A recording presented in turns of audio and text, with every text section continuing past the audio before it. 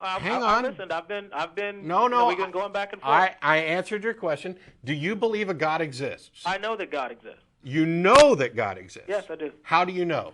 I know because the study that I have done, and I realize that you assess it differently. I have a completely different assessment. It is a Christian-based. I know. I was a Christian for 25 years. Answer the question. How do you know?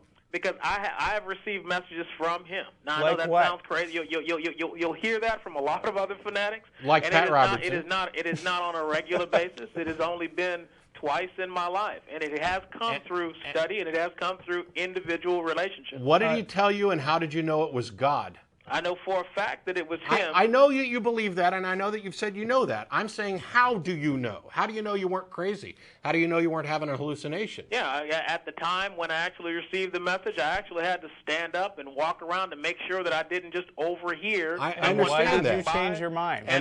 Excuse me? You still haven't answered the question. Did he just say that I was lying? No, I said, why did you change your mind? Why did I change my mind? Once you thought you were crazy, and then you changed your mind. That scientific method that you're speaking of right now, it's like, well, wait a minute. Where did that come from? Was that from someone walking by? It was not. After I did the assessment. And also, it has to do with me being a human being. As a human being, I think we have internally the capability of ascertaining when a message, a thought, an attribute comes to us from ourselves versus from a spiritual point. And I know that came from a spiritual point. How do you know? How do you know? How is that different from the people in the insane asylums who think that they're hearing from angels? Yeah. I mean, like I said, I realize that you potentially were going to throw it into that category with a lot of other I'm asking. I'm not. situations. Hang on. I didn't throw it in a category. I've asked you a question. You claim not just to believe in God, but to know that he exists. And your evidence for this is that he's spoken to you. And when I ask, how do you know it was God who spoke to you and that it wasn't a hallucination, you have no answer other than that's just what you believe. Is that accurate? Yeah, faith is the cornerstone of it, correct? Right. And so you're believing on faith, which means you're believing without a good reason. No, once again, I go back to you. You believe that Australia is there based on faith, based on what you No, I do not believe anything based on faith, including Australia. I believe Australia exists because there's evidence, because I've seen pictures. I don't have to go. Have you touched it? I haven't. Listen, please don't make me put you on hold again. Well, okay, we've known about Pluto. Do what you want. We've known about Pluto for about 70 years. 70 years or so, give or take. Do you know how long it takes Pluto to orbit the sun? I don't know exactly, no. It's a couple hundred years. 203, I think. 203. We know that Pluto orbits the sun, and yet nobody has known about Pluto long enough for it to actually happen.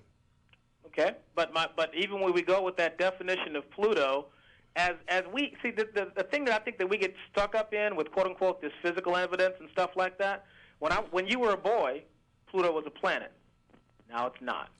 Planet is a word. Planet is the label. All I'm saying Pluto is didn't that cease to exist when people changed the word they used to describe Pluto. We've reclassified as we continue to go down the timeline, things change because we're using it or assessing it based on our Pluto. Right. Pluto did not change. Our classification of Pluto changed. What we labeled Pluto as changed.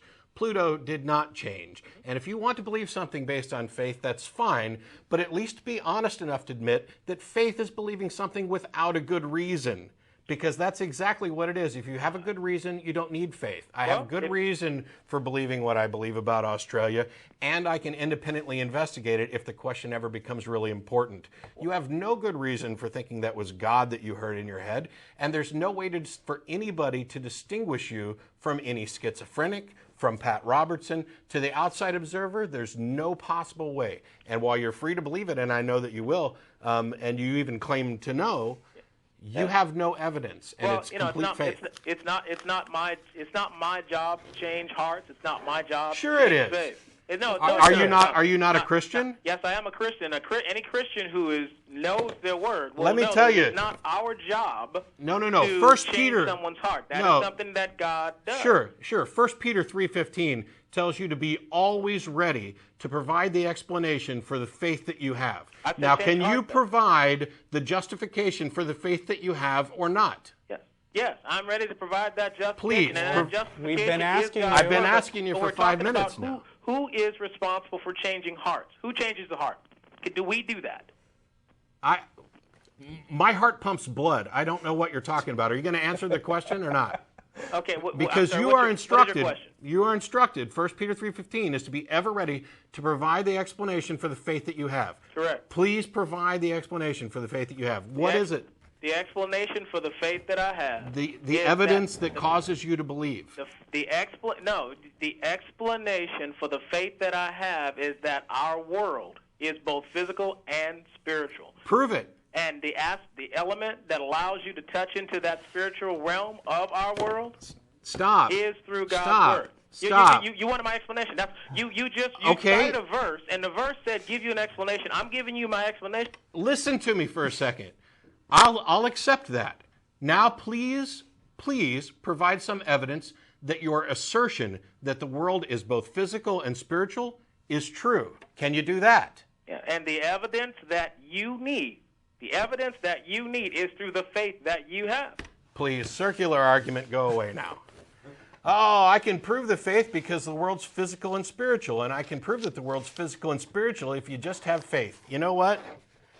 I really thought there was a chance that we could remotely get somewhere, and then you want to finish with this circular crap. I apologize to everybody who's listening that I let him ramble on so damn long when he obviously could not justify the faith as he was supposed to be able to. I'm sorry.